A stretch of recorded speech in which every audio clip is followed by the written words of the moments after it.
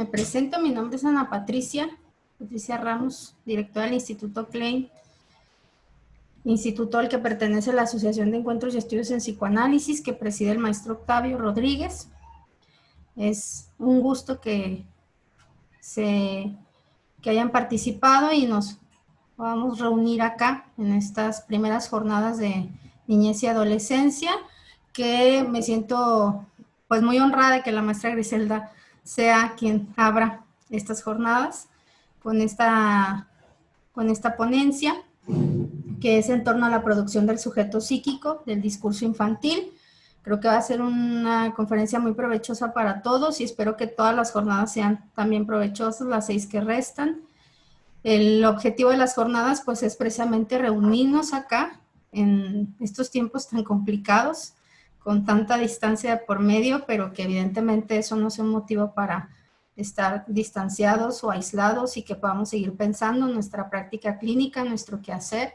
Entonces estoy muy contenta de compartir el espacio con maestros, con grandes amigos que aprecio. Y pues bueno, pues vamos a empezar. Como les comenté, la maestra Griselda es quien abre estas conferencias. Ella es doctora en psicología por parte de la Universidad Nacional Autónoma de México. Es psicoanalista en funciones didácticas del Instituto Freudiano para el Estudio de las Prácticas Psicoanalíticas, de la Asociación Psicoanalítica de Guadalajara, del Instituto Latinoamericano de Psicoanálisis, de la Federación Psicoanalítica Latinoamericana y de la Asociación Psicoanalítica Internacional.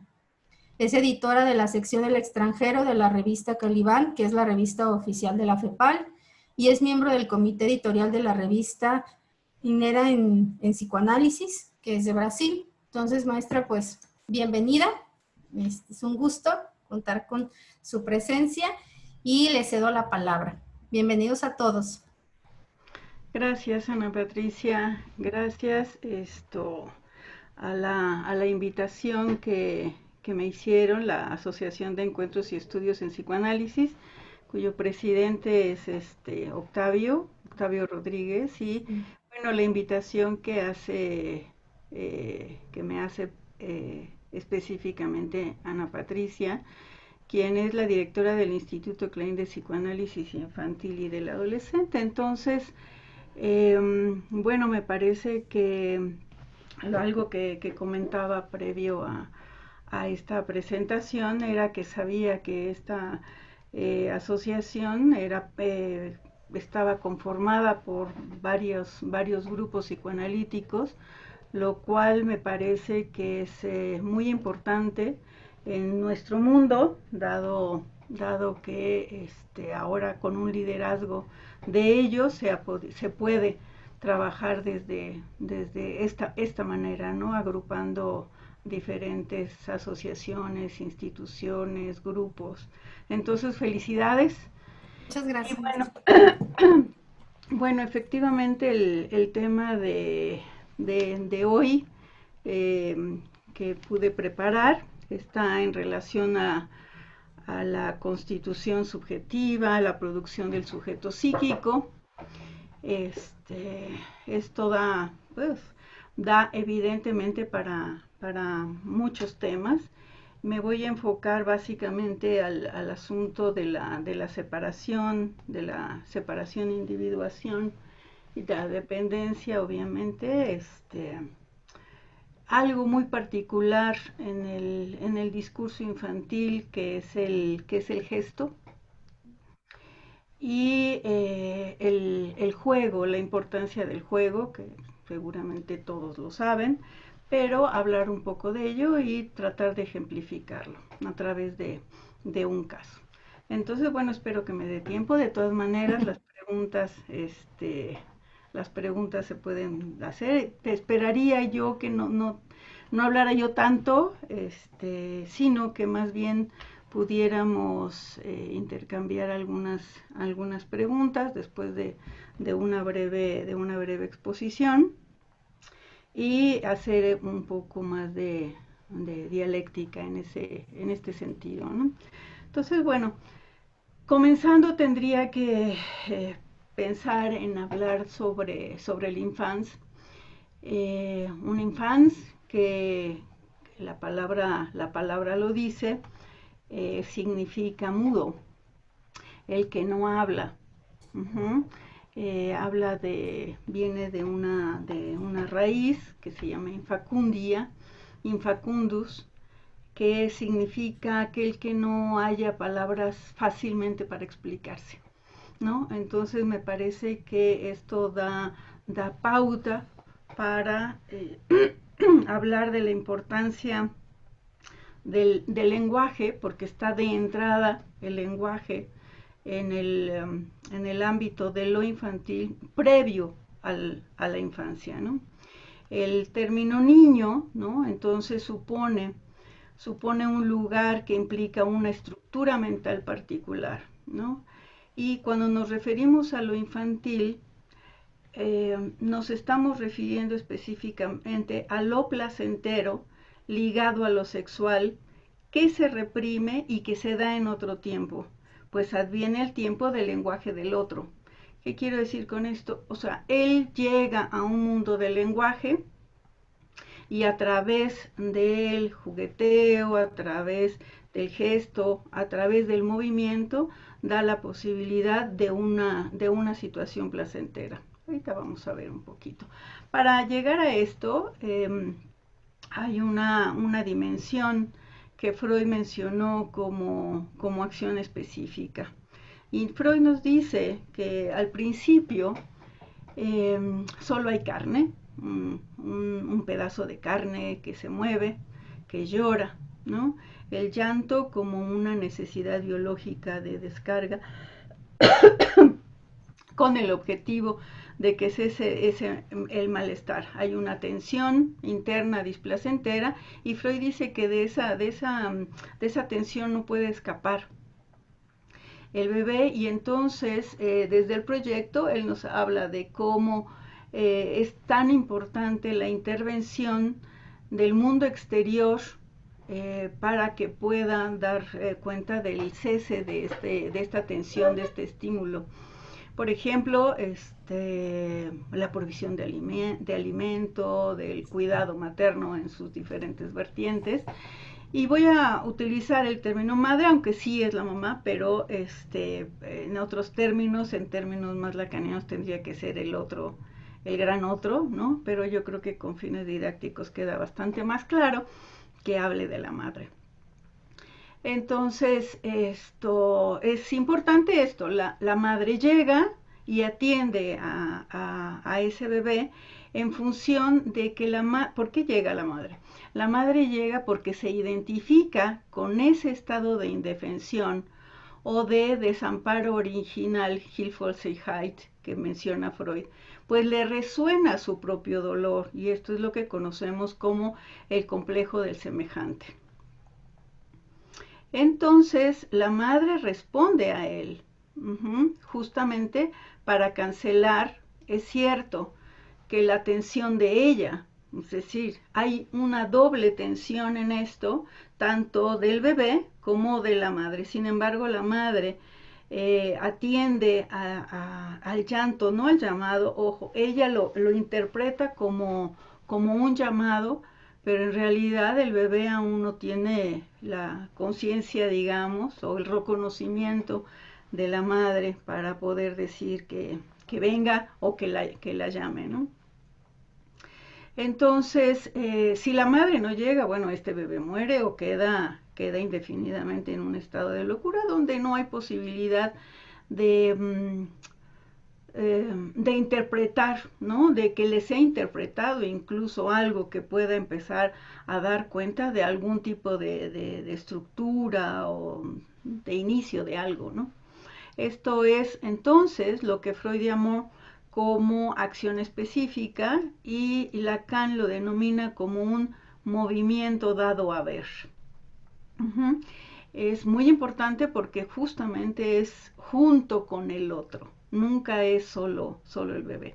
Entonces, a partir de esto, se instaura la primera huella de vivencia de satisfacción y termina la necesidad indeterminada, aquella que no puede ser contenida, y entonces a la acción específica esto sucede. entre el cuerpo y la vivencia de satisfacción, hay una memoria del movimiento corporal y esto es muy importante. Ahí hay un gesto. Podemos también, mucho más adelante, hablar de Lacan cuando habla del estado del espejo y esta mirada, ¿no?, que hace hacia la madre, en donde él está esperando una respuesta. Es decir, estos gestos, estos movimientos del niño son invocantes, están pidiendo una respuesta del otro, ¿no? Entonces, bueno, aquí freudianamente hablamos del momento de la pulsión, deja de haber esta necesidad biológica para poder dar lugar a la pulsión, ¿no? Esta pulsión que va a permitir la insistencia de la búsqueda de esa huella de ese primer encuentro, ¿no? Voy a citar a Freud, donde dice: el organismo humano es al comienzo incapaz de llevar a cabo la acción específica. Esta sobreviene mediante el auxilio ajeno por la descarga sobre el camino de la alteración interior. Un individuo experimentado advierte el estado del niño. Esta vía de descarga cobra así la función secundaria importante en extremo del entendimiento o comunicación, y el inicial desvalimiento del ser humano es la fuente primordial de todos los motivos morales. Si se fijan, no está diciendo que el bebé está llamando a la mamá para que venga a auxiliarlo. Hay una acción que hace que sucede en el exterior, pero porque hay una identificación, hay una traducción de ese movimiento, de ese gesto, de ese llanto, ¿no? Dice: si el individuo auxiliador ha operado el trabajo de la acción específica en el mundo exterior, en lugar del individuo desvalido, este es capaz de consumar sin más en el interior de su cuerpo la operación requerida para cancelar el estímulo endógeno. El todo constituye entonces una vivencia de satisfacción, recuerdo que tiene las más hondas consecuencias para el desarrollo de las funciones en el individuo.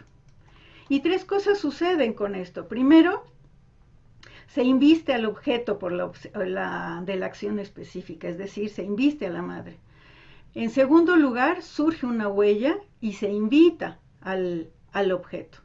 Y en tercer lugar, queda la memoria del movimiento corporal, hay una asociación por simultaneidad, ¿no? Entonces, bueno, esto, ¿por qué hablamos de construcción? Porque son cosas que van sucediéndose al mismo tiempo. No necesariamente estamos hablando como de una evolución, si bien es cierto que hay elementos biológicos que están puestos en juego, en realidad nuestra área, ¿no? Nuestro campo se trata de otra cuestión. La memoria del movimiento, entonces, opera no solamente para pedir cosas hechas con palabras, y ahora voy a hablar después del asunto de hacer cosas con palabras, sino también es un operador de la cultura. Esto crea el mundo, crea al sujeto en el mundo, la acción, el gesto, lo representa a él, representa a la cultura, y así la acción misma del bebé entra en la cultura, puesto que representa ya para la madre algo. La descarga motriz de Freud se convirtió en acción cuando se le utilizó para alterar la realidad con una cierta finalidad. Lo que se manifiesta en acto supone un sujeto que mediante él se expresa, se refleja y se transforma. Vemos que todas estas operaciones están puestas ahí, sucediéndose al mismo tiempo. Entonces vemos la importancia de este otro auxiliador, ¿no? A partir de este momento, entonces, aparece el representante, ¿no? Lo que Freud denominó como pulsión. Ya deja de ser este pedazo de carne. Dice: la pulsión nos aparece como un concepto fronterizo entre lo psíquico y lo somático, como un representante de los estímulos que provienen del interior del cuerpo, como una medida de la exigencia de trabajo, ¿no?, que se le impone a lo anímico a consecuencia de su trabación con lo corporal. Esto nos dice Freud.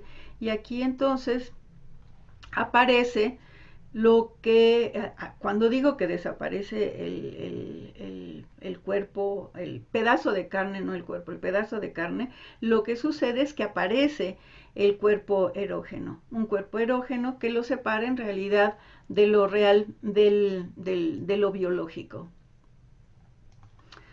Bueno, a partir de esto, ¿no?, a partir de la constitución del cuerpo erógeno, a partir de la huella de vivencia de satisfacción, a partir del advenimiento del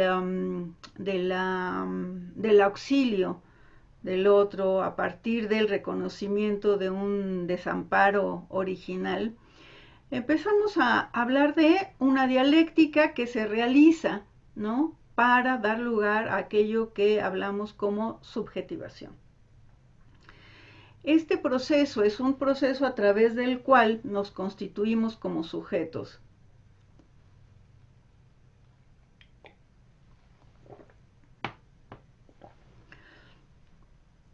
Entonces, a partir de entender la subjetividad infantil, implica comprender un campo de tensiones, en el cual los discursos luchan por legitimar todas las formas para definir la realidad social y los procesos de subjetividad, entendiendo la subjetividad como una entidad cambiante, siempre en proceso de construirse y de transformarse en función de las experiencias. La subjetividad se construye entonces a partir de la práctica de los sujetos.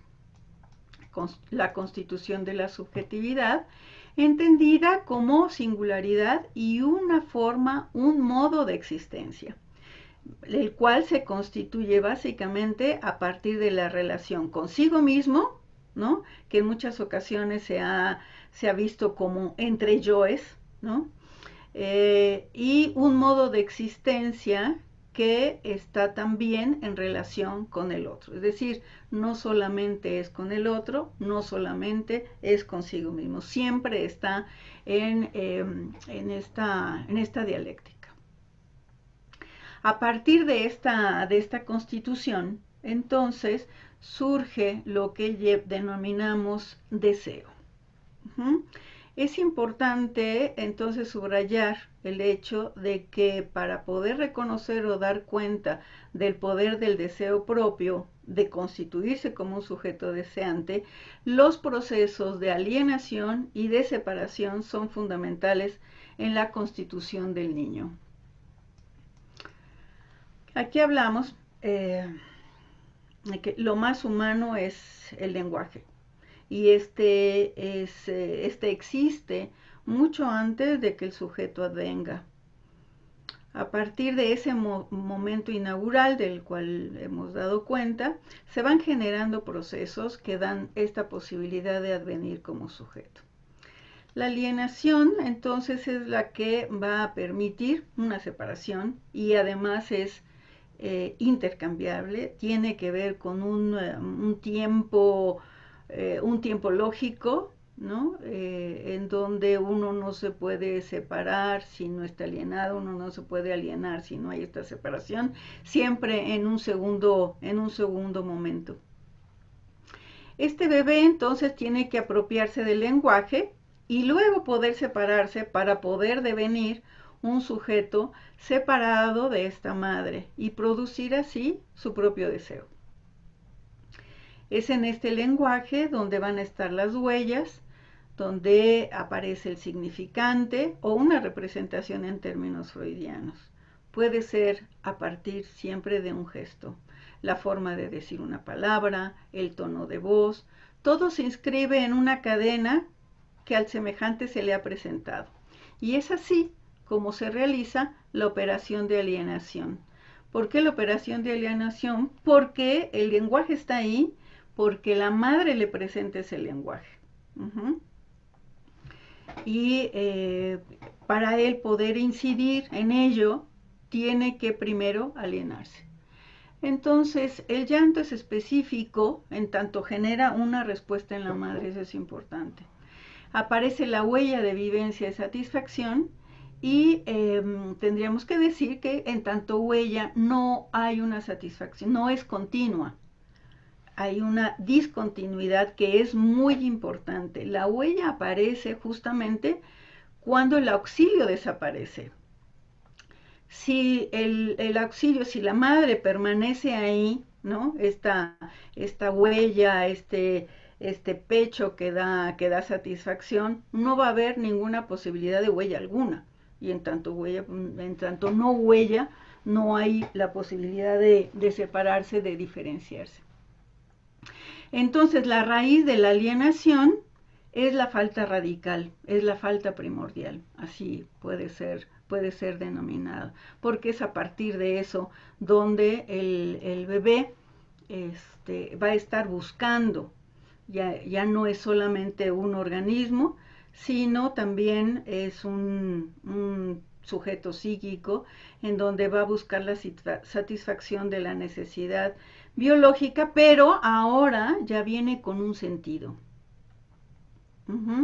Tenemos primero entonces una demanda, que fue la satisfacción que le dio la leche, y en segundo lugar, la demanda que presencia del otro, que demanda la presencia del otro primordial, que en este caso es la madre.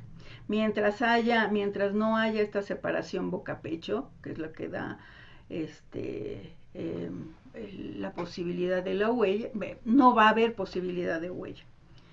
Ese lugar entre el cuerpo y la vivencia de satisfacción es en donde se instaura la demanda. Es una demanda de amor, un movimiento, un gesto que demanda al otro para ser protegido, para ser reconocido. Es un lugar del componente psíquico en donde esto ya es un pedido. Y entonces esto se registra como el primer elemento de la constitución del sujeto. Si hay demanda es porque desea algo que le falta y lo pide. Esta es la falta estructural del sujeto alienado al deseo de la madre, donde justo lo que busca es ese estado de satisfacción sin intermitencia, es decir, un estado de completud. Hegel lo mencionó como la conciencia infeliz, ¿no?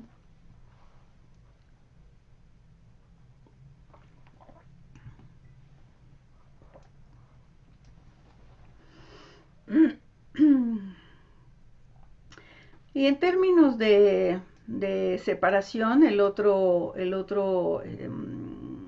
proceso, la otra operación, tenemos que decir a partir de esto que esta separación surge a partir de dos faltas, tanto la del sujeto como la del objeto. Es decir, para que el bebé pueda separarse, la madre tiene que separarse. No hay posibilidad de separación del bebé sin que la madre asuma esta separación como tal, donde la madre da cuenta de la propia falta. Y fíjense que ahí hay una parte interesante porque es cuando el bebé podría decir, bueno, tú me tuviste porque te faltaba, porque yo era quien te faltaba, ¿no? Entonces se asume, ahí hablamos toda esta cuestión del narcisismo, de asumirse como el deseo del otro, ¿no? Entonces, pero la madre voltea, fíjense, es otro gesto, voltea a ver a otro que no es el bebé. Entonces el bebé preguntaría, bueno, ¿y qué quiere de mí? ¿Para qué me quiso? ¿No? Y esa mirada de la madre hacia otro lugar es lo que al bebé le permite pensar que él no es y seguir buscando. Y seguir buscando. Entonces, bueno, la madre busca separarse a partir de que hay en este caso lo voy a poner así, como la pareja, ¿no? Que ella tiene y que bueno, ahí está el bebé y también ahí está, pero es otro, independiente, ¿no? Entonces, bueno, el bebé va a seguir buscando ¿no? Y va a seguir preguntándose. Fíjense cómo en este momento hay un momento estructural, ¿no? Que da cuenta de muchísimas operaciones que van a estar dando cuenta de algo que se está consolidando. Es muy diferente hablar de consolidación de cosas que preceden al propio desarrollo. No quiere decir que no haya desarrollo, pero ahorita hablamos de una construcción. Yo siempre pongo el ejemplo que es como estos jueguitos de caleidoscopio, ¿no? Que uno los va moviendo y van adquiriendo diferentes formas. Y bueno, creo, así me lo imagino yo. Entonces, el bebé va a seguir buscando esa satisfacción que obtuvo en un primer momento y va a tener ciertas satisfacciones, obviamente, en sus movimientos, pero nunca va a ser igual a la primera. Entonces, esta diferencia entre la satisfacción obtenida y la anhelada resulta algo que se denomina deseo. Freud, en Interpretación de los sueños, nos dice que esta diferencia moviliza el deseo. Esta primera inscripción significante o representación nos dice va a dar lugar a la repetición. El deseo en su calidad de indestructible. Esto lo viene trabajando desde el proyecto de una psicología para neurólogos en 1896, desde mucho antes, ¿no? El bebé siempre pedirá lo mismo. Lo mismo es ese primer momento. Sin embargo, esta búsqueda, la búsqueda de este primer acto primordial, es la base para seguir viviendo, para continuar siempre con la ilusión de poder encontrarlo. Entonces, la separación sucede al paso de la alienación y es la operación en la que se constituye el deseo propio. La dialéctica de la alienación y separación tiene tres momentos. Uno, en donde la relación madre-hijo, en la relación hay un otro absoluto, ser o no ser el objeto de deseo de la madre, ¿no? Esta es la ley materna, que significa todo goce sometido al deseo sin límites de esa madre. Segundo momento, que lo que le permite salir de esta alienación es que él no la completa y hace que el hijo entonces se mueva a este segundo momento donde la madre está en falta. ¿Qué busca mi madre entonces que la complete? Y en tercer lugar, el padre introduce un límite, un borde entre el niño y la madre y anula esta acción fuera de la ley del deseo materno y permite salir de ese estado gozoso de la madre. Vemos que estos movimientos se dialectizan y así llegamos a decir que la alienación se consolida después de la separación, en la cual el sujeto se fija como objeto frente al deseo del otro. Y la alienación como esa operación del deseo que implica hacer algo con la falta en relación con la falta del otro, ¿sí? O sea, eso va a estar siempre ahí. El problema no es que esté, sino qué va a hacer el bebé, el sujeto psíquico, con esa falta, con la propia y con la del otro, ¿no? Es decir, ¿qué hace? Son estas todas operaciones que van a estar atravesadas por el lenguaje y por la palabra. Esto, entonces, él comienza a apropiarse de su mundo a través del lenguaje. Me parece que me falta poquito tiempo, ¿verdad? Hasta ahorita me di cuenta. Bueno, me voy más rápido. Sobre el discurso infantil. Hay un aspecto teórico metapsicológico que es incluir lo semiótico junto a lo lingüístico en un estado de gesto en acto del cuerpo en movimiento que implica la presentación de sentidos en un hacerse con el otro, que sería un aspecto propio y singular de la estructuración del niño. Para esto, bueno, yo brevemente no me voy a extender en la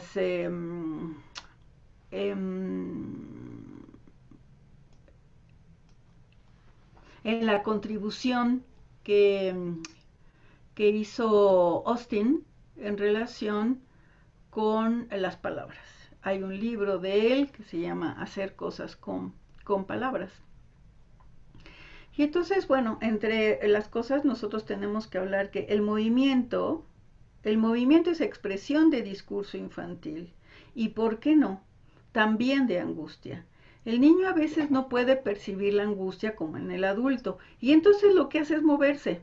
Se mueve, se desborda en gestos, llora, actúa, tiene síntomas. El verdadero trabajo de organización, estructuración que atraviesa el cuerpo y lo hace hablar. Es decir, el bebé está hablando, está diciendo cosas.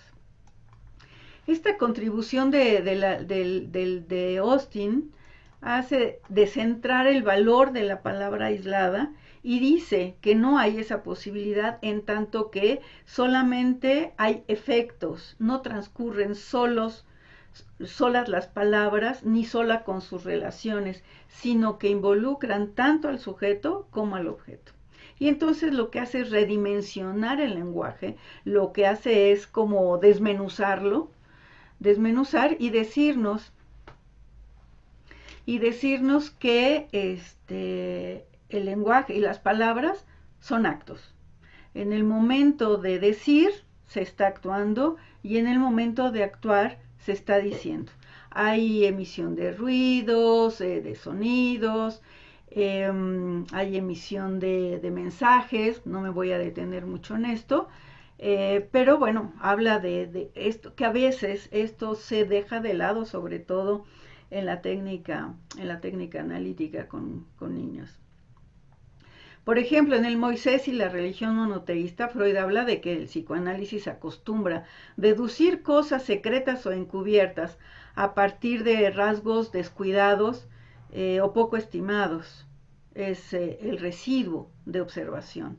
Es así que entonces él lee en el mármol no la introducción a una acción violenta, sino el resto de un movimiento transcurrido. Freud encuentra en el medio de la figura signos visibles, los signos de un movimiento sofocado, y el pie muestra aún la posición de la acción intentada. Si fijan, es lo que no se ve de lo que se está viendo, digamos. Entonces es aquello que se dice o que se puede escuchar de aquello de lo que no se está hablando. A mí me parece que el analista debería disponer de las representaciones de otro discurso, de otra escena, y esta es la del inconsciente.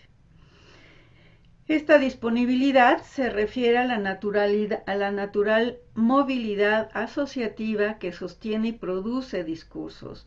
Es prestar atención a ese proceso de estructura en acto que es la infancia y en visualizar esos aconteceres en el lenguaje que abarca tanto gesto como palabra.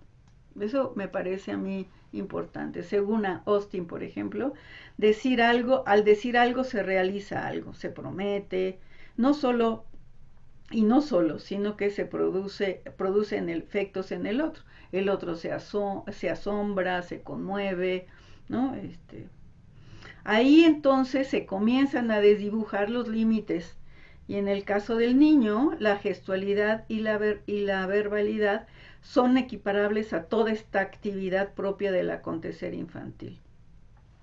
Esto da la importancia del lenguaje gestual y el lenguaje gestual tomado como un lenguaje original, porque esto es lo que tiene mayor cercanía entre el referente y el signo.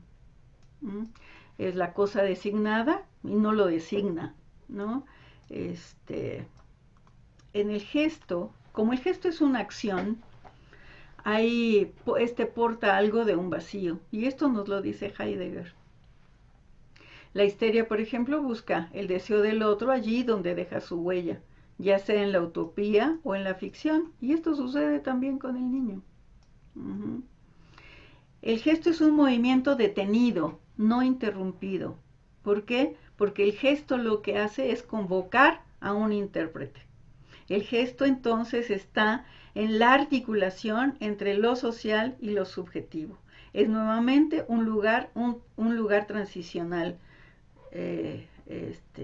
como Winnicott siempre nos lo dice, independientemente del espacio, también los actos transicionales.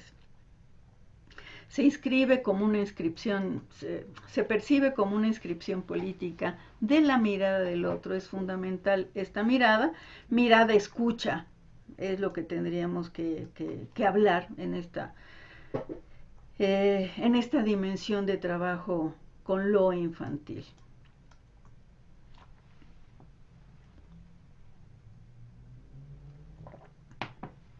Me voy adelantando. Bueno, aquí de ejemplo tengo un abrazo, por ejemplo, puede ser un gesto verdadero, ¿no? Que no necesariamente tiene que ver con un mensaje a ser codificado. Pero este abrazo lo que hace es, se ofrece a la mirada. El gesto anticipa muchas funciones del lenguaje que quedan como palabra, que quedan en la palabra como expresión de abstracción y de simbolización. Todo esto viene al cuento porque siempre hay una pregunta de si el niño puede simbolizar, o si hay la posibilidad de psicoanálisis de niños, o si hay representaciones, ¿no? Esto siempre está ahí. Quise nada más detenerme tal vez un poco detalladamente en el asunto de lo no verbal, no necesariamente de lo preverbal, sí de lo no verbal en ese momento, pero que adviene el asunto de advenir. La entonación es otro movimiento también que está entre lo verbal y lo no verbal, lo dicho, lo no dicho.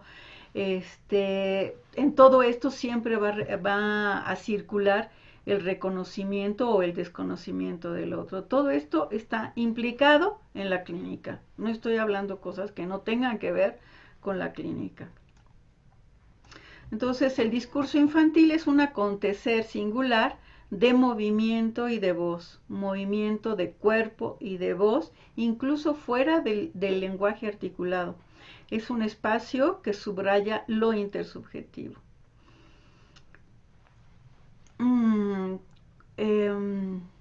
Todo acto humano, nos dice Bakhtin, es texto en potencia. Es un sistema lleno de sentidos, en donde el sujeto funciona al principio a nivel del objeto transicional como yo placer. Y por ende y en el objeto de goce, nos dice Lacan. Déjenme ir más adelante. Con esto, el juego del niño es un lenguaje, lo sabemos desde Melanie Klein, pero Melanie Klein fue la que defendió la importancia del juego como medio de comunicación entre el niño y el terapeuta, utilizándolo como un instrumento técnico. Siempre nos dice, defendió ante Anna Freud la actividad lúdica equivalente a la asociación libre en el psicoanálisis de niños.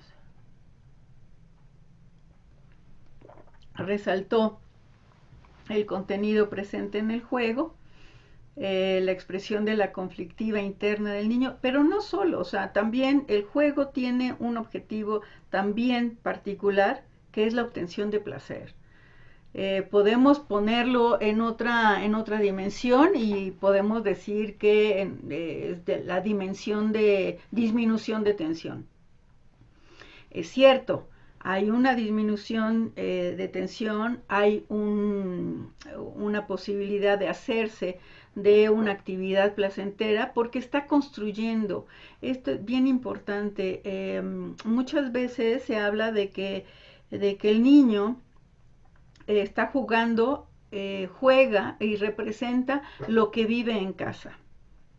Entonces está repitiendo de ahí toda esta cuestión de si hay transferencia, de si no hay transferencia, que no voy a entrar en detalles, pero en donde no solamente, digamos que habrá alguna parte en donde sí, y esto luego lo vemos en los vínculos con los padres, en las entrevistas, pero es muy importante decir que también a través del juego el niño está construyendo su mundo. Winnicott habla de este espacio transicional entre el adentro y el afuera, y no solo como repetición, sino también como construcción. Entonces, el tipo de intervenciones que uno hace en el consultorio tendrían que dar cuenta de esperar a que el niño pueda construir ese mundo, no interpretarle ese mundo, porque entonces haríamos las veces de mamá. Para eso está su mamá, para interpretarle el mundo. Y en el caso de la terapia, del análisis con los niños, es un ayudarle a construir. De alguna manera hay algo que puede estar atorado, ¿no? A través de un síntoma, a través de una dificultad, si lo llevan la escuela, los propios padres, pero es eso, ayudarle a desatorarlo, a desatorar ese aspecto, ¿no? En primer lugar, algo que no puede articular, podríamos decirlo así, que no puede articular, y y ayudarle a eso. Entonces uno no tiene muchas veces que intervenir en el juego, casi diría que uno no interviene en el juego.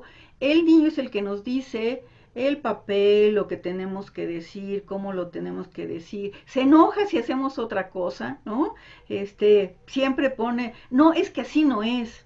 O sea, él está construyendo, es muy, muy clarito lo que el niño requiere, busca y hace en la terapia de juego, ¿no? Entonces, bueno, en esto hay que tener cierto cuidado a partir de eso. Uh-huh. Entonces, no solamente es una defensa, no solamente es la búsqueda incluso para poder resolver algo, ¿no? Yo, por ejemplo, podría en este momento recordar el caso de un niño que llega, le vamos a poner de nombre Leonardo, ¿no? Que llega porque llega recomendado por la escuela. El niño en ese entonces tenía 9 años, es un caso que ya no está conmigo, y fue hace varios años. Y llega porque él tiene en la escuela todo el tiempo metida las manos en los bolsillos. ¿Mm? Y hace mucho ruido, y molesta a sus compañeritos en el salón de clase.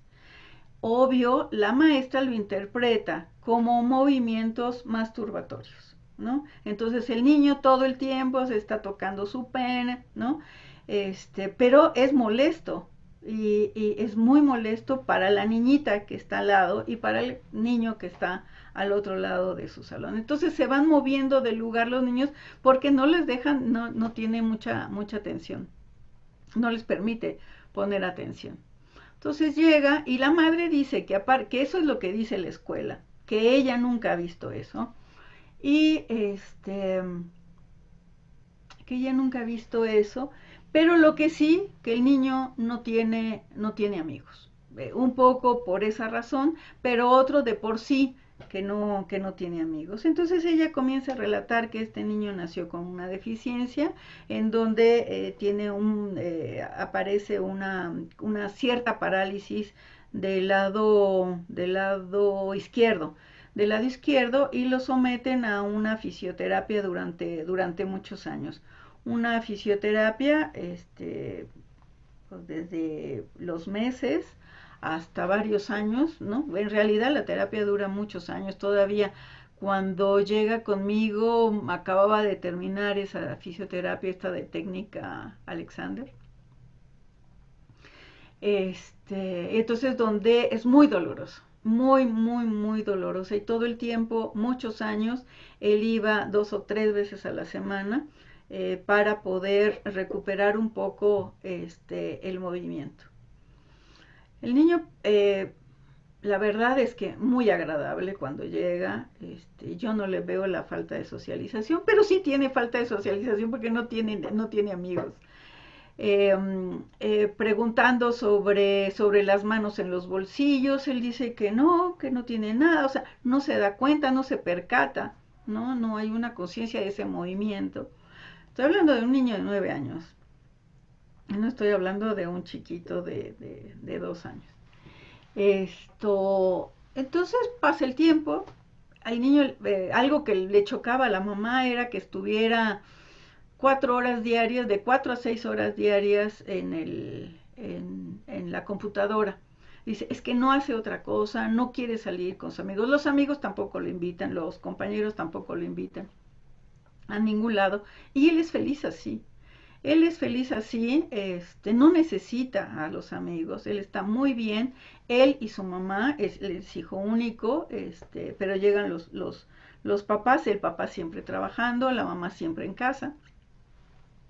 Y la mamá habla de eso, de que este niño nunca convivía con nadie.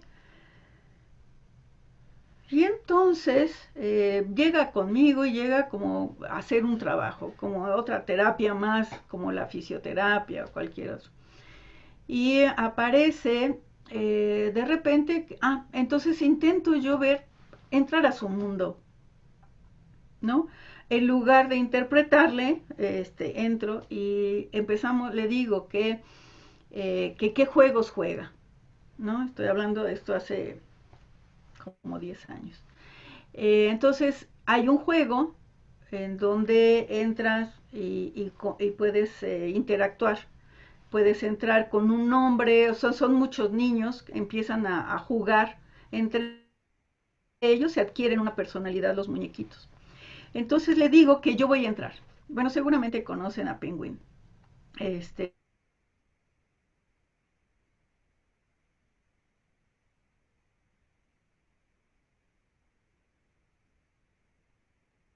sí. Entonces quedamos de vernos, ahora sí que quedamos de vernos a tal hora en el juego. Hagan de cuenta que es como una ciudad de pingüinitos. Entonces llego y él está sorprendido realmente de que yo esté ahí. Y hay una interacción.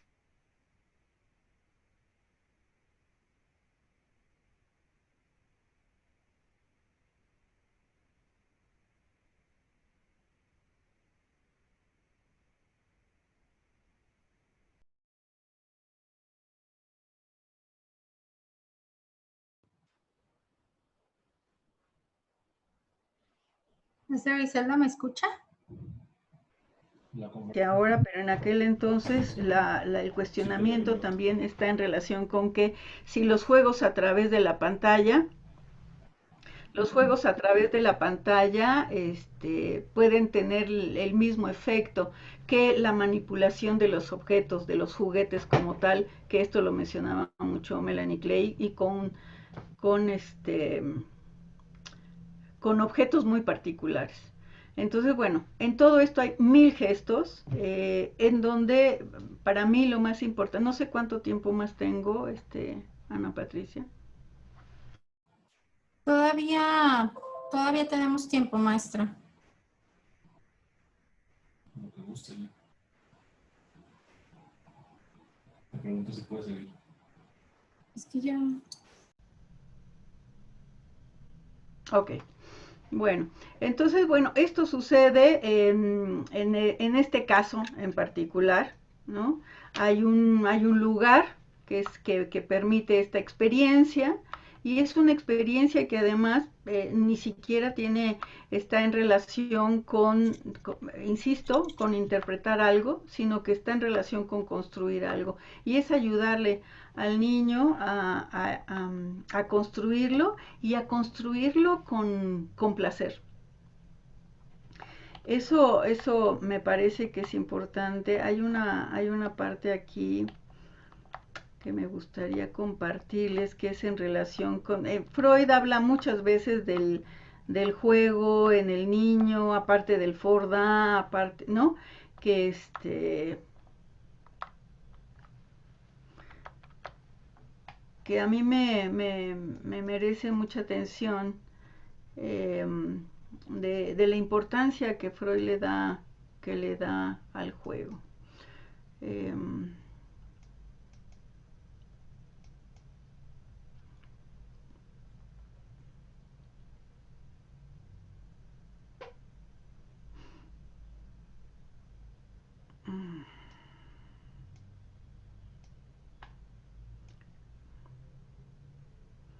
Creo que me pasé la cita, pero en el artículo déjenme ver si lo tengo aquí. del creador literario y el fantaseo, justamente dice, el poeta hace lo mismo que el niño que juega. Crea un mundo de fantasía al que toma muy en serio. Lo dota de grandes montos de afecto, al tiempo que lo separa tajantemente de la realidad efectiva. Y el lenguaje ha recogido este parentesco entre juego infantil y creación poética llamado juegos. Y empieza a hablar de las escenificaciones, ¿no? Entonces, bueno, también lo que hace es equipararlo con la poesía, con la creatividad. Ahí está de manera muy clara la creatividad, ¿no? Entonces decíamos, el objetivo del juego en este caso es proteger ese placer, que hay una liberación de un sinsentido porque va articulando cosas. Al articular cosas va construyendo finalmente, ¿no?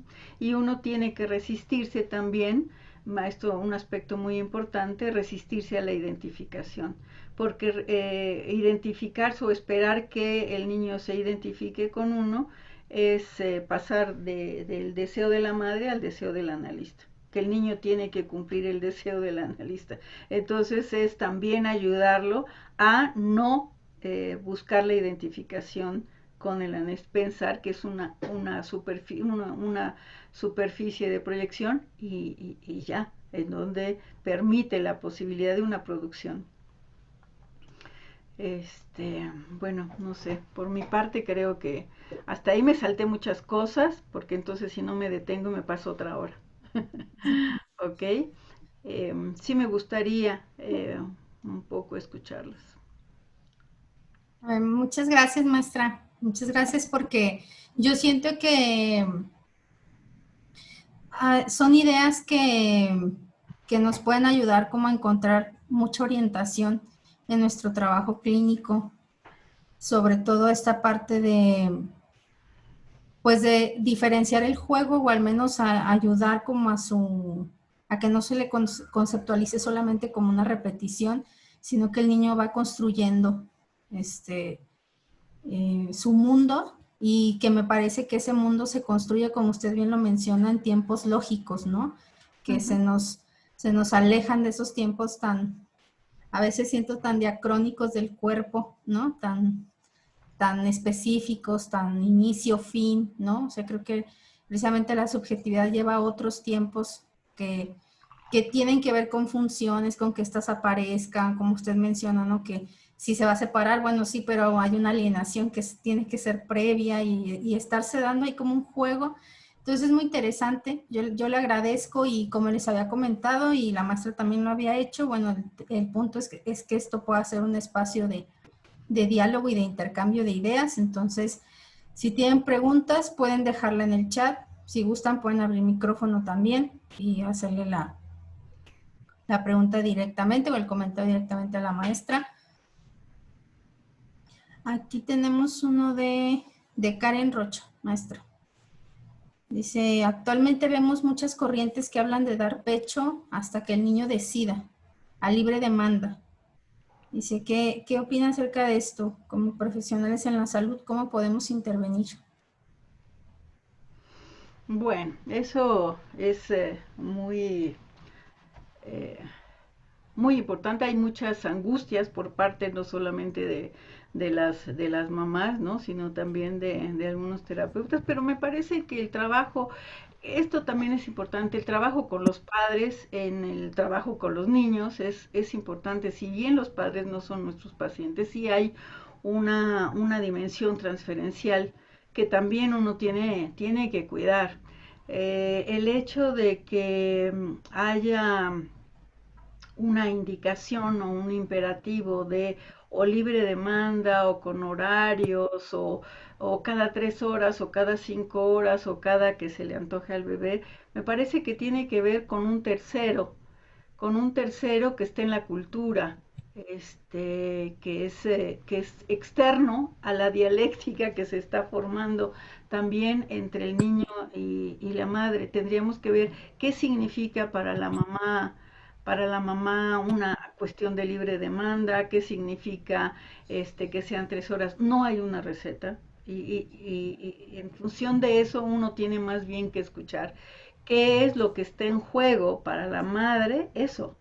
Ujú, Este, pensar en dar una receta es hacer lo mismo que el médico, o es hacer lo mismo que el pedagogo, es hacer lo mismo que el psicólogo, ¿no? Decir esto es así o esto es más fácil. Em, Esto creo que depende de cada mamá en su relación con, con su bebé. No, de otra manera no veo otra manera de responder.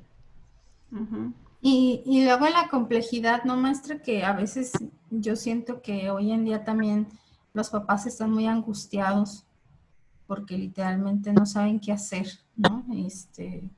Claro, claro. Pero entonces eso uno pregunta qué les ha sucedido, cómo lo están haciendo, cómo está respondiendo. Hay una comunicación del bebé y la madre que es fundamental. A lo mejor uno podría estar viendo cómo está sucediéndose esa comunicación, dónde está la interferencia, dónde está la angustia. Muchas veces es la angustia de la madre por X razones. Entonces, sí, es ver cómo está esa diada, ¿no? Ujú. Esa diada y cómo se puede intervenir a través del lenguaje, el lenguaje tomado como ese tercero que viene a dar cuenta de eso que está sucediendo y cómo construir algo con eso. Volvemos a lo mismo, ¿no? A través del estar hablando, ¿no? A través de estar viendo el gesto del niño, no del bebé en este caso, estamos hablando de amamantar. O bueno, también estamos hablando de amamantar hasta los 5 años, ¿no? Hasta X edades, ¿no? Y la pregunta es cuánto tiempo, es decir, hay una serie de elementos muy concretos que tienen que ver con otros profesionales. Uno tendría que ver cuál es la angustia de saber o de no saber eso, ¿no? Ujú. También tenemos una pregunta de Liliana Cruz que nos dice, yo quiero preguntar cómo es que se da este juego del deseo en la histeria que se mencionaba, en la utopía o en la ficción. La histeria, incluso pensándola como esta cuestión de estructural, como una estructura y también como un síntoma, se habla también del juego como con esa misma estructura, pensándolo en un segundo tiempo, siempre en una precu o en una posteriori, en esa dimensión, ¿sí? Porque pensemos que la dimensión traumática en el caso del niño y en el caso de la histeria siempre se da en un segundo momento. En esto es donde podemos siempre equipararlo pensando en este tiempo lógico incluso en un segundo tiempo y todo lo que se va construyendo entre el primer tiempo y el segundo tiempo de la situación traumática. Entonces, entre eso hay muchas variaciones y de eso va a depender, ¿no? ¿Qué es lo que, y la pregunta, ¿qué quiere el otro de mí? Eso está en la histeria y está en el niño. Entonces, a través de fantasear, ¿no? Porque incluso lo dice Freud también, que en lugar de jugar el niño también va a fantasear, por eso habla del fantaseo, de la poesía, ¿no? Ahí está. Entonces, a través de fantasear, la histérica puede proveerse de una ficción en donde las cosas son de una manera, ¿no? Y empieza a construir ese mundo. Es en ese sentido para buscar la realización de ese deseo que, que nunca va a suceder, ¿no?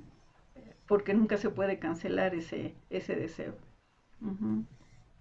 También Mónica Janet dice, me pareció muy importante su aportación acerca de que no solo se interpreta el juego, sino que también se construye. Creo que es importante tenerlo presente en todo momento. Sí, sí, estamos muy, muy acostumbrados incluso por el trabajo propio, incluso del propio análisis, ¿no? en donde hablamos de repeticiones, cuál es la parte que uno construye, porque siempre en análisis uno deviene en algo nuevo, ¿no? No todo es repetición y dentro de la repetición uno encuentra algo, una salida a algo, ¿no? Se va construyendo algo diferente, se va incluso construyendo una historia. Una historia diferente a partir de los recuerdos, a partir de la experiencia misma del psicoanálisis con el psicoanalista.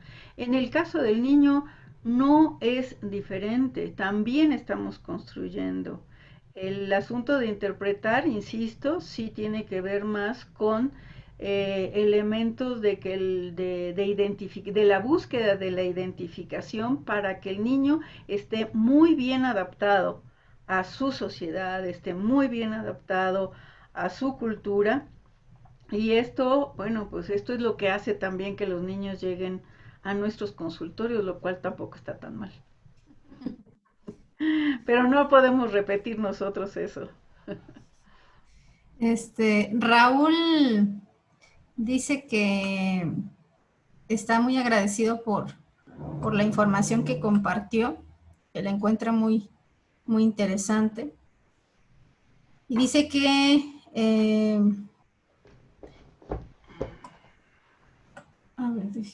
su pregunta es: ¿qué bibliografía psicoanalítica recomienda para quienes van iniciando el recorrido en la clínica infantil? Hay un montón, hay un montón de libros, pero si estamos en el Instituto Klein, creo que hay que empezar por Klein. Claro. ¿No? Hay un libro de François Dolto que se llama La causa de los niños y que me parece que es fácil también. El caso de Melanie Klein, muy específico de la clínica, en la clínica infantil. Es muy clara también. Están las aproximaciones de Dolto en la primera entrevista con el psicoanalista de niños. Autores contemporáneos está, déjenme ver, pero también son contemporáneos.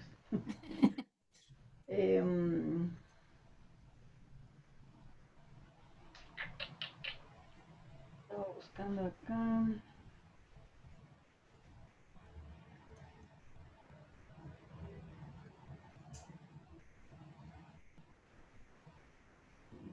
Esta Leticia Flosser tiene también trabajo sobre infantil. Ricardo Rodulfo también tiene. Bueno, algo más de difusión, Joseph Nobel. Pues, gente que está trabajando mucho con niños también. Hay mucha bibliografía para el trabajo con niños. Yo recordé a Esteban Levin, maestra, cuando estaba... Esteban Levin, por supuesto, que además es encantador cuando sí. puede, ¿no? Sí, también. Uh-huh. Cuando hablaba del gesto, lo recordé muchísimo por todo la revisión que él hace de cómo la madre puede interpretar en un movimiento reflejo un gesto, ¿no? En un movimiento arcaico. Emiliano dice: me quedé girando un poco en si la búsqueda del estado de completud tiene que ver con lo que el bebé perdió con el nacimiento, ya que en el seno materno lo tenía todo y al nacer se separa y deviene la necesidad de independencia como un reto.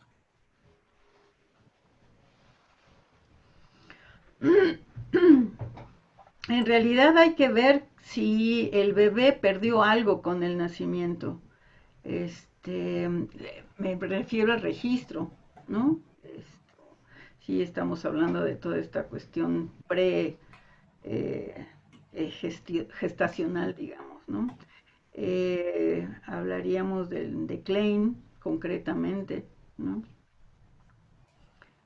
No sabemos a ciencia cierta si en el seno materno lo tenía todo, porque la idea no es tenerlo todo, sino ser el todo para el otro. y en la medida en ser el todo para el otro, me parece que eso da una dimensión diferente a la posibilidad de la separación, de la individuación y de la construcción de un sujeto diferente. Creo que es algo diferente, ¿no? Porque esto se trata de su relación con el otro, de ser el todo para el otro, no de tener todo, que esto sería tal vez un poco más adelante, incluso adelante, no en el desarrollo, sino en una construcción, como en este tiempo lógico de buscar en el estadio del espejo ese todo, que además ahí sí el otro es el que va a dar el sí del reconocimiento de la imagen de sí mismo, ¿no? A estos dos yoes me refería yo, a la imagen y al sí mismo, ¿no? Pero en el seno materno todavía no podemos hablar de todo de este ejercicio de lo verbal, de lo gestual, ¿no? Me parece que es un poco diferente. También tenemos otra pregunta que dice, primeramente gracias por la enseñanza y cuando el niño se frustra fácilmente en el juego, ¿cómo intervenir? Bueno, yo creo que dejar si se frustra, había que ver qué es lo que le frustra finalmente, si es porque no puede hacer lo que el otro le pide hacer, si es porque quiere hacer algo diferente, ¿no? Eso, preguntar tal vez qué es lo que, cómo lo quiere, ¿no? Y en el cómo lo quiere, bueno, empezar ahí una parte en donde ayudarle a ver si se puede, o a ver si no se, y a ver si no se puede. La frustración también tiene que ver muchas veces con la dificultad de hablarlo, ¿no? De hablarlo, y entonces en la medida en que uno va leyendo, escuchando, uno puede decirle eso, ¿no? Pero no en una situación de traducción, sino en una situación expectante de decir lo que está haciendo, que es diferente. Una cosa es la interpretación y otra cosa es es hablar pensándolo también como este acto. Por supuesto, en otro orden también está lo de esto que menciona, sí, está Shansky, ella está aquí. Sí. Ella también tiene trabajos. Ujú. Álvaro dice, ¿cuál manera sería la más correcta de abordar en la clínica un complejo de Edipo? ¿Quién sabe? Esa respuesta sí no la tengo. Yo creo que nadie.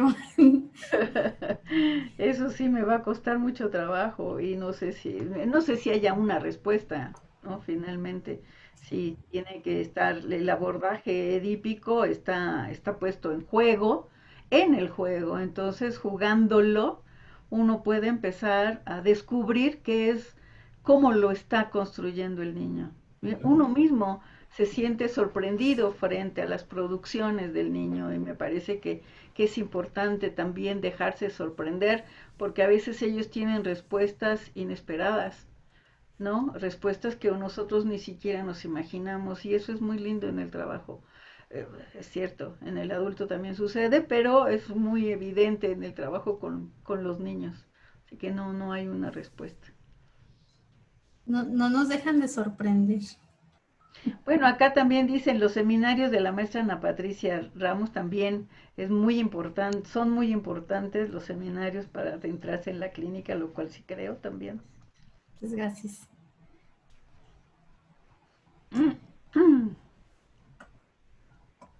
Bueno, pues yo creo que Por ahora ujú. es todo. Pues yo les agradezco muchísimo. Yo levanté la manita. Ay, Carlos, perdón. Adelante, adelante. Hola, hola. Pues bueno, muchas gracias por tu charla, Griselda. Recordé muchas cosas que a lo largo de lo que nos hemos conocido nos has transmitido. Y recordar que el primer seminario, ya propiamente como Vía Regia acá en Monterrey, lo diste tú, precisamente un seminario de clínica con niños. Y recuerdo que no pasamos de las entrevistas previas en aquella ocasión, porque realmente fue algo bastante enriquecedor. y bueno, tenemos en este sentido una deuda impagable contigo por todo lo que nos sigues transmitiendo. Y bueno, más específico a la charla de ahorita, no me deja nunca de asombrar cómo estos aspectos de la constitución psíquica no son cosa que pasa en un momento y ya nunca más se vuelva a presentar, ¿no? Al contrario, nos acompaña toda la vida y más aún en el setting analítico, ¿no? Cosas que precisamente lo manejaste en este desplazamiento del deseo de la madre, el deseo del analista, y cómo eso posibilita que haya un trabajo de subjetivación de cosas que a lo mejor se quedaron coaguladas o obturadas en el allá y el entonces, ¿no? Pero cómo esta similitud del allá y el entonces en el aquí y el ahora, pues se siguen produciendo, o hay que ver la manera en que se produzcan. Era lo que quería comentar. Claro, de hecho, por ejemplo, retomando un poco a Melanie Klein, por eso hablaba de posiciones ella, ¿no? Porque son cosas que nunca se terminan, están a lo largo de la vida, pero también, finalmente, si estamos hablando del análisis de adultos, hablamos de esto que se va construyendo todo el tiempo, ¿no? Lo retomamos de manera más clara en los niños, pero sí, es a lo largo de toda la vida, porque si no, no tendría ningún caso tampoco el psicoanálisis, no hay nada nuevo, ¿no? Siempre hay que hacer algo nuevo con lo que tenemos. Sí, el maestro Alfredo quiere comentar. Entonces, si gusta abrir su micrófono, lo escuchamos. Gracias, Griselda, y gracias por abrir este espacio. Yo siempre tengo ganas de hacerte una pregunta, Griselda. Sobre todo porque fuiste muy clara, pero hay 3 preguntas específicas. Dices que el analista de niños tiene que tener cuidado con no hacerse pasar por la constructora de la subjetividad en tanto no es la madre. El espacio de relación con la madre es diferente al que tiene con el analista. Pero también dices que el terapeuta, el analista, es una pantalla de proyección. Y eso me lleva a la pregunta, no hay bebé sin la familia, no hay infant sin la familia. Y a veces en las situaciones, muchas veces obturadoras de ciertas tesis o conceptos o teorías psicoanalíticas, parece que trabajar y olvidar que el niño es parte de un sistema social fundamental que se llama familia, hay analistas que no trabajan con la familia. Es decir, entrevistan, obtienen información, pero no trabajan analíticamente con la familia. ¿Qué piensas de ese trabajo? Porque dijiste, mi paciente es el niño. Yo a veces pienso que con los niños y adolescentes, el síntoma es el niño y los analizantes son el grupo familiar. Pero esa es mi posición. ¿Sí? Esa es mi pregunta, Gris. Gracias. Gracias, Alfredo, por la pregunta. Efectivamente, el niño no es sin la familia, en este caso el niño no es sin la madre. El trabajo de los niños sin los padres es, bueno, no sé cómo es. A veces se tiene que dar porque los padres no existen, digamos, y te los dejan y se acabó y bueno, se hace lo que se puede con lo que se tiene. Pero en términos generales, yo también, yo no veo a los niños prácticamente si no veo a los padres. Hay diferentes posturas, ¿no?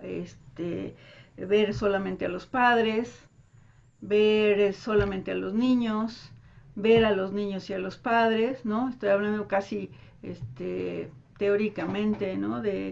Anna Freud, Melanie Klein, Dolto, Winnicott. Me parece que hay todas estas dimensiones teóricas, teórico-clínicas de abordaje. Sin embargo, sí, hablando de esto de la proyección, es justamente trabajar estos elementos tanto con el niño como con los padres, yo los veo siempre regularmente, para trabajar qué es lo que está sucediendo, cómo está bien, no solamente a nivel de que si no trabajas con los padres se le llevan al niño, que eso es lo más común decir, pero no tiene que ver con eso, tiene que ver con que es un sistema en donde hay una circulación de expectativas, de deseos, de frustraciones, que al hablarlas también uno uno distiende, digamos, esta relación. A veces el hecho de que los padres lleven al niño, eso ayuda a distender mucho el vínculo que ellos pueden estar teniendo. Y el hablarlo, obviamente, con ellos también se va construyendo. Hemos visto en las primeras entrevistas, por ejemplo, incluso a mí me ha sucedido, ¿no? Que a veces llegan solos, a veces llegan con el niño, a veces mandan al niño solito. Yo les digo que primero veo cómo lo envían, porque dice, voy como ustedes quieran, y ese como ustedes quieran a mí me da elementos de trabajo. No quisiera decir de diagnóstico, pero sí de inicio de trabajo, ¿no? Entonces, en estas vemos de qué es lo que esperan los padres, cómo lo esperan, cuáles son las expectativas del niño, del trabajo con el niño, y cómo ven a su niño, ¿no? ¿Por qué lo traen? Y cuando a veces uno ve a los padres antes que a los niños, uno se lleva grandes sorpresas. No es el niño que nos platicaron, ¿no? Es otro niño, pero ese es su niño. Entonces, bueno, trabajar con ese niño de esos papás, ¿no? Me parece que también es importante. Lo mismo sucede en relación cuando uno ve al niño, ¿no? Uno ve a ese niño que, que está dando cuenta de lo que los padres, me acordé ahorita de un niñito que una vez llegó, hace mucho tiempo, y llegó así con trajecito, ¿no? Le abro la puerta, entra solo, yo nunca había visto a los papás ni nada, era la primera sesión. Esto de verdad tiene como 30 años. Pero ese momento a mí me dejó impactada porque le hago que pase, ¿no? Se acerca a la silla y ya le digo, bueno, pues siéntate, ¿no? Y me dice, después de usted. Entonces, eso a mí me impactó, ¿no? Un niño tan educadito, ¿no? Pues sí, a mí me impresionó. Entonces, bueno, el sistema social familiar me parece que es muy importante. A veces se puede trabajar con él, a veces no. A veces uno, dependiendo también de las dificultades parentales, uno puede enviar a los padres a tratamiento o iniciar incluso, no sé si a veces una cuestión familiar, no acostumbro yo, pero a veces ha sido indispensable ver a los niños o a los adolescentes junto con los padres, ¿no? Sobre todo con los adolescentes, casi siempre, si voy a ver a los papás, el adolescente siempre tiene que estar ahí de preferencia, ¿no? Aunque el adolescente diga, no me interesa, pero generalmente a los adolescentes sí les interesa y está puesto ahí el asunto de la confianza.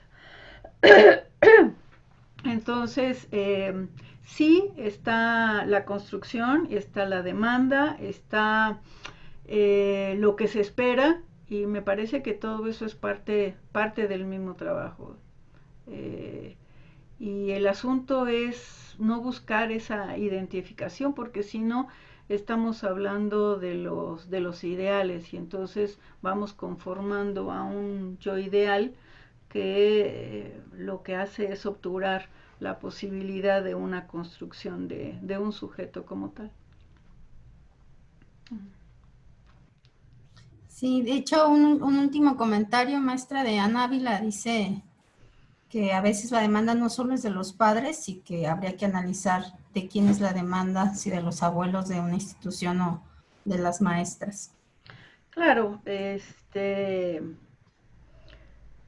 habría que ver también quién lleva al niño, quién solicita el tratamiento, porque al final lo llevan. Entonces, quien lo lleva también tiene que ver con esa demanda. Poderla construir si es diferente también. Bueno, ya hay niños que ahora sí te dicen que quieren ir a tratamiento, los adolescentes con mayor razón también, muchos. Cuando no es así, de todas maneras, hay una situación ahí de buscar quién demanda y por qué demanda, ¿no?